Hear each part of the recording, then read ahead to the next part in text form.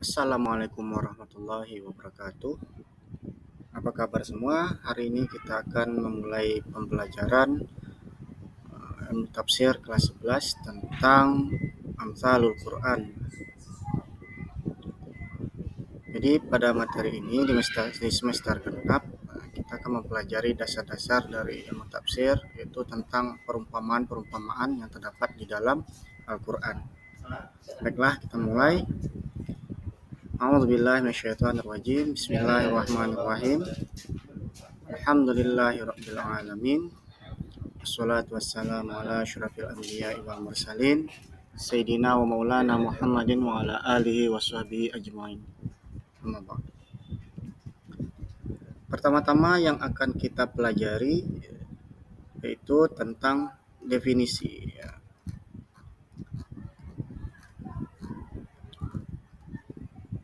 Ta'riful amsal fil Quran. Definisi amsal di dalam Al-Quran. Al-amsal wa huwa jam'u minal masal. Jadi amsal itu merupakan bentuk jamak dari kata masal. Wal masalu wal mithilu wal mathilu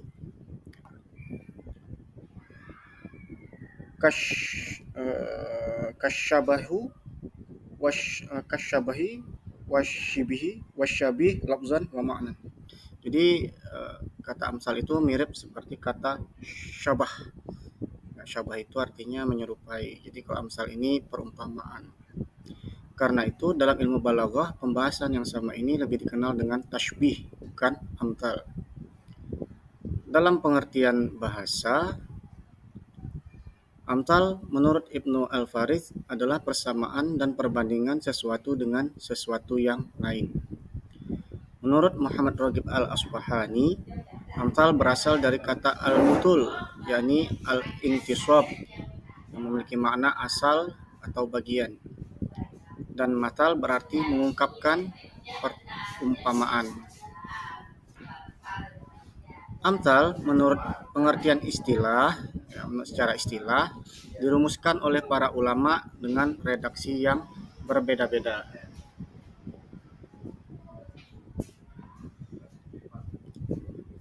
Menurut Rashid Ridho, amsal adalah kalimat yang digunakan untuk memberi kesan dan menggerakkan hati nurani. Bila didengar terus, pengaruhnya akan menyentuh lubuk hati yang paling dalam. Menurut Ibnul Qayyim Al-Jauziyah,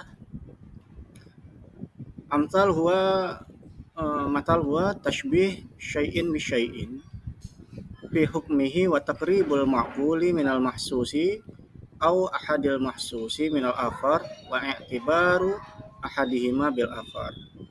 Itu menyerupakan sesuatu dengan sesuatu yang lain dalam hukumnya, mendapatkan sesuatu yang abstrak atau menyerupakan sesuatu yang abstrak dengan sesuatu yang konkret yang bisa dicapai oleh panca indera atau salah satu dari keduanya dengan yang lainnya. Menurut Muhammad Bakar Ismail, amsal adalah mengumpamakan sesuatu dengan sesuatu yang lain, baik dengan isti'arah, kinayah, atau tashbih. Berdasarkan pengertian di atas, baik secara bahasa maupun istilah, dapat disimpulkan bahwa amsal Al-Quran adalah menampilkan sesuatu yang hanya ada dalam pikiran yang bersifat abstrak dengan deskripsi sesuatu yang konkret yang mampu dicapai oleh panca indera manusia melalui pengungkapan yang indah dan mempesona, baik dengan jalan tashbih, isti'arah, kinayah, atau mursal. Dilihat dari segi istilah, amsal dikenal dalam Al-Quran lebih tepat digunakan untuk mengacu pada kesan dan sentuhan perasaan terhadap apa yang dikandungnya, tanpa mempersoalkan ada atau tidaknya kisah yang berhubungan dengan amsal itu. Kendati demikian, amsal yang berangkat dari kisah nyata banyak disebutkan dalam Al-Quran, dan ini lebih tepat dinamakan dengan tamtsil karena disusun menurut bentuk tamtsil, bukan dalam bentuk berita.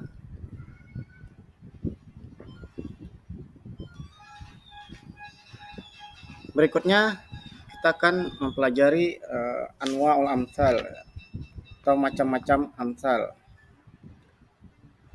Menurut Mana Khalil Al-Qattan dalam kitabnya Mabahis fi Ulumil Quran gitu, ada beberapa amsal dalam Al-Quran. An-Naw'ul awal, yang pertama al-amsalul musarrahah, amsal musarrahah. Wa hiya musarraha fihi bilafzil matal aw ma yadullu ala tashbih wa hiya katsirah fil Quran. Jadi yang dimasukkan dengan amsal musarrahah adalah amsal yang memuat kata masal itu sendiri atau kata-kata perumpamaan yang jelas, au ma yadullu ala tashbih, atau kata-kata yang menunjukkan pada penyerupaan. Contohnya seperti pada Quran surah Al-Baqarah di mana Allah menjelaskan tentang orang-orang munafik.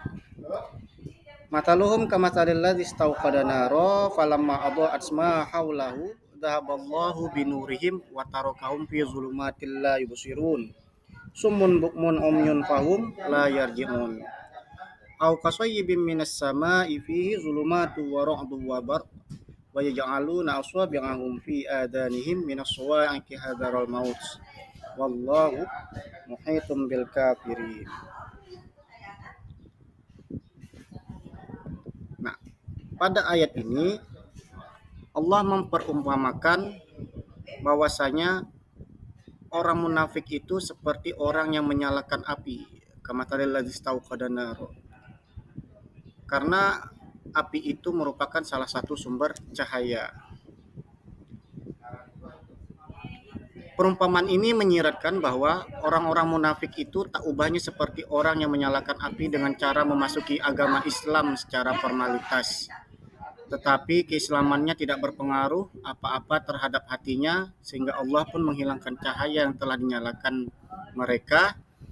Dhahaballahu binurihim wa tarakahum fi zulumatil la yubsirun, dan tetap membiarkan apinya terus menyala. Jadi api itu tidak menjadi petunjuk bagi mereka, akan tetapi ya memang mereka api itu menerangi sekitar mereka tapi tidak mendapatkan petunjuk. Artinya tidak ada manfaat yang mereka dapatkan dari api tersebut. Artinya agama Islam, ya, wahyu Allah, Al-Quran dan Sunnah Nabi itu tidak menjadi petunjuk dalam kehidupan orang-orang munafik, ya, walaupun mereka melaksanakan ibadah-ibadah yang sama seperti orang-orang beriman.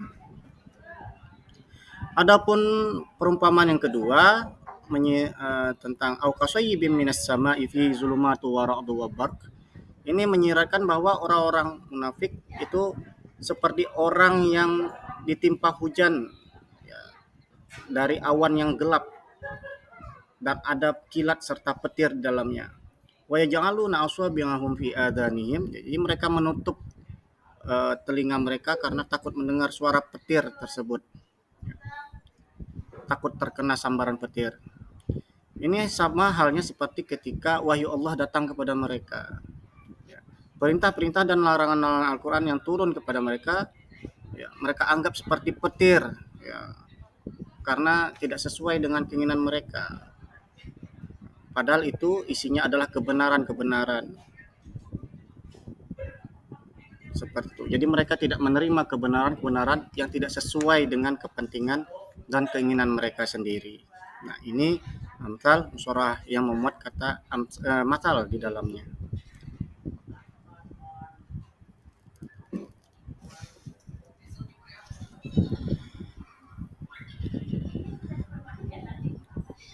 Yang kedua, amsal kaminah. Yang dimaksud dengan amsal kaminah adalah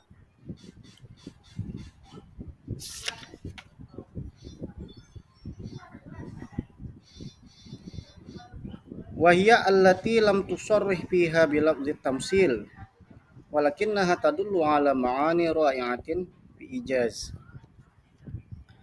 yaitu amsal yang tidak menyebutkan dengan jelas kata-kata masalnya, kata-kata perumpamaannya, tapi kalimat itu mengandung pengertian yang mempesona, pengertian ro'yah, ya, yang menarik hati orang lain, sebagaimana yang terkandung di dalam ungkapan ijaz, majaz. Kaqaulihi ta'ala, la faridu wala bikru awanum baina dzalik. Ini surah Al-Baqarah yang menjelaskan tentang penyembelihan sapi betina. Sapi betina itu adalah sapi betina yang tidak tua dan tidak muda, pertengahan antara itu. Jadi ketika orang-orang Yahudi itu bertanya sapi apa yang harus mereka cari ya, untuk sebagai syarat untuk menghidupkan pemuka Yahudi yang sudah mati itu, maka Allah menjelaskan ya, sapi betina ciri-cirinya adalah sapi betina yang tidak tua, tidak muda, tetapi pertengahan di antaranya. Contoh yang kedua yaitu pada surah Al-Furqan ayat 67, walladzina idza anfaqu lam yusrifu wa lam yaqturu wa kana baina dzalika qawama. Dan orang-orang yang membelanjakan harta mereka tidak berlebih-lebihan dan tidak pula kikir, dan adalah pembelanjaan itu di tengah-tengah yang demikian. Ini merupakan eh, tamsil atau masal atau perumpamaan dari khairul umuri awsatiha, sebaik-baik perkara itu adalah awsatuha ya. Sebaik-baik perkara itu adalah yang di pertengahan. Jadi sapi betinanya tidak tua dan tidak muda. Orang yang baik itu adalah orang yang tidak berlebihan dalam belanja, dalam menggunakan hartanya, dan juga tidak pelit sama sekali. Seperti itu. Yang ketiga yaitu amsal mursalah. Amsal mursalah ini para ulama berbeda pendapat ya. Ada yang menganggap itu ada dan ada yang tidak menganggap itu ada. Wahia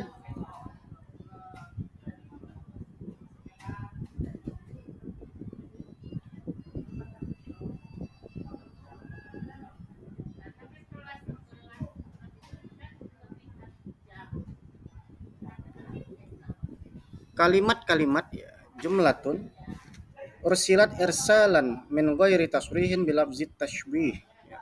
Kalimat-kalimat Al-Quran yang disebut secara lepas tanpa ditegaskan redaksi perumpamaan atau penyerupaannya, tapi dapat digunakan untuk penyerupaan. Seperti pada Quran surah An-Najm ayat 58, laisa laha min dunillahi kasyifah. Tidak ada yang akan menyatakan terjadinya hari itu selain Allah. Ini tidak ada unsur-unsur penyerupaannya, kan, tetapi semua orang tahu bahwasanya ayat ini bermaksud hanya Allah lah yang maha tahu tentang perkara yang akan terjadi dan perkara yang sudah terjadi di masa yang lampau. Menurut As-Suyuti dan Imam Zarkashi, amsal Al-Quran ya, itu terbagi dalam dua bagian saja, musyrahah dan kaminah. Kedua ulama ini menganggap bahwasanya amsal mursalah itu bukan bagian dari amsal. Khusus mengenai amsal mursalah, para ulama itu memang tidak sepakat semuanya. Ar-Razi berkomentar bahwa ada sebagian orang-orang menjadikan ayat lakum dinukum waliyadin sebagai amsal, perumpamaan, ketika mereka lalai dan tak mau mentaati perintah Allah. Kemudian ia juga menyampaikan bahwa hal tersebut tidak boleh dilakukan ya, memperumpamakan menggunakan amsal dengan ayat tersebut itu tidak boleh dilakukan, sebab tujuan Allah menurunkan ayat ini bukan untuk dijadikan sebagai amsal atau masal, tetapi untuk diteliti, direnungkan, dan kemudian diamalkan. Nah, sedangkan ulama yang lain yang menganggap bahwasanya amsal mursalah itu boleh karena amsal ini lebih berkesan dan dapat mempengaruhi jiwa manusia. Seseorang boleh saja menggunakan amsal dalam suasana tertentu, sebagaimana yang digunakan dalam Quran surah An-Najm ayat 58. Pembahasan berikutnya yaitu tentang manfaat ya. Fawaidul amsal fil Quran. Wa min fawaidil amsali fil Qur'ani mayali. Al-awwal al-amsalu tabarruzul ma'qul fi suratil mahsusil ladzi yalmasahun nas, yaitu mengungkapkan sesuatu yang abstrak yang terdapat dalam pikiran manusia dan tidak mampu dicapai oleh panca indera kepada sesuatu yang bersifat material atau konkret yang mampu dicapai oleh panca indera manusia. Dan ini salah satu definisi amsal. Dengan cara ini, akal manusia itu dapat menerima pesan yang disampaikan melalui perumpamaan tersebut. Makna yang abstrak masih membuat hati seorang ragu, kecuali bila sudah disampaikan atau diungkapkan pada sesuatu yang bersifat konkret.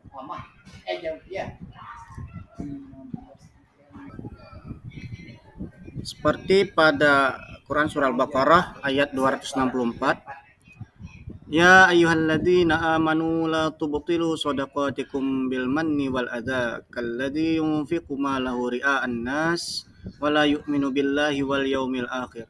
Famathaluhu kamathali safwanin 'alaihi turab fa asabahu wabilun fatarakahu solda. La yaqdiruna 'ala syai'im mimma kasabu wallahu la yahdil qaumal kafirin.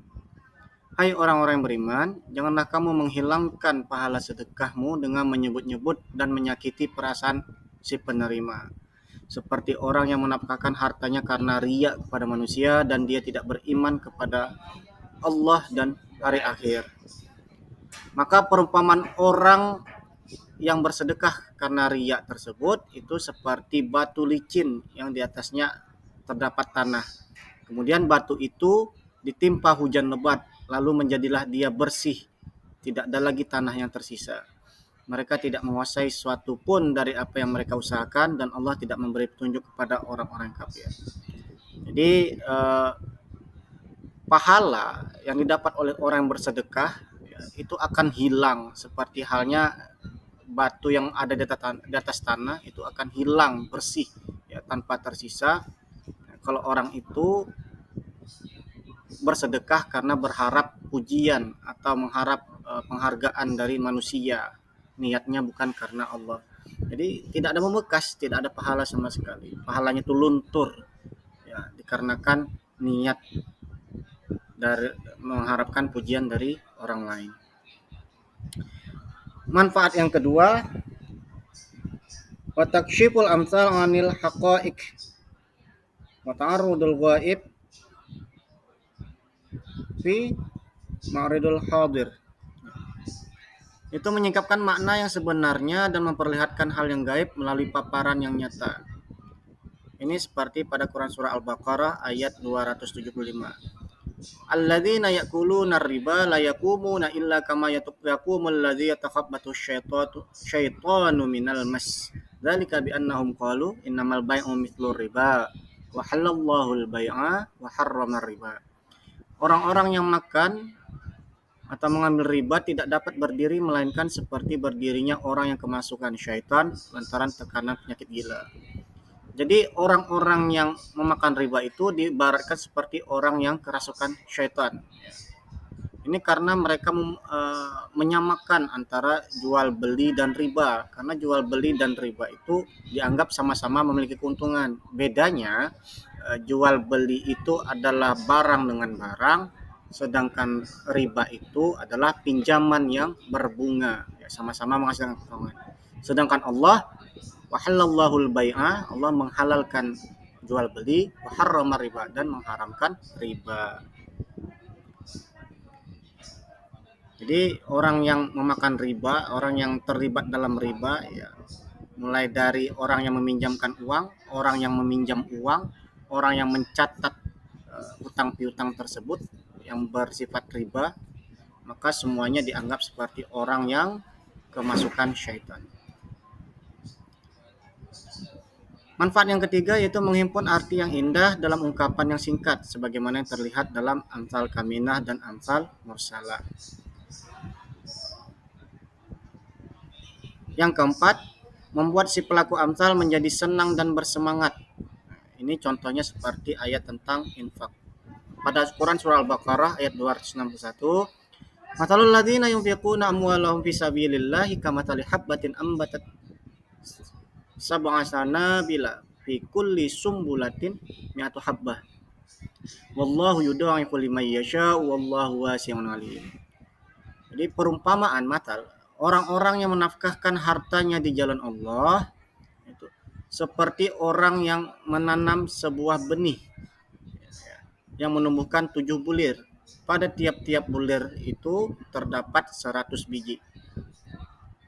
Allah melipat gandakan ganjaran bagi siapa yang dikehendaki dan Allah maha luas karunia-Nya lagi maha mengetahui. Ayat ini berisikan tentang motivasi orang untuk bersedekah. Jadi ketika ada orang yang beranggapan bahwasanya bersedekah itu menghabiskan hartanya, maka oleh Allah ketika dia bersedekah dengan niat ikhlas karena Allah, ya, faman hijratuhu ilallah wa rasulih, maka Allah akan membalasnya dengan balasan 700 kali lipat. Hal ini diibaratkan seperti dia menanam sebuah pohon yang ada 7 cabang. Ya, masing-masing cabangnya itu menghasilkan 100 buah seperti itu.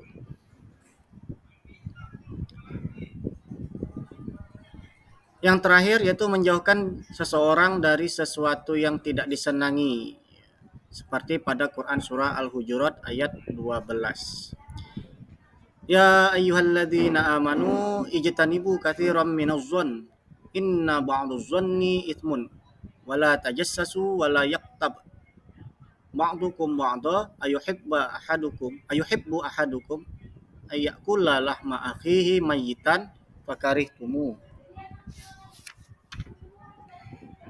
Wahai orang-orang yang beriman, jauhilah olehmu dalam banyak berprasangka, karena sebagian dari prasangka itu, ya, terutama prasangka buruk itu adalah dosa.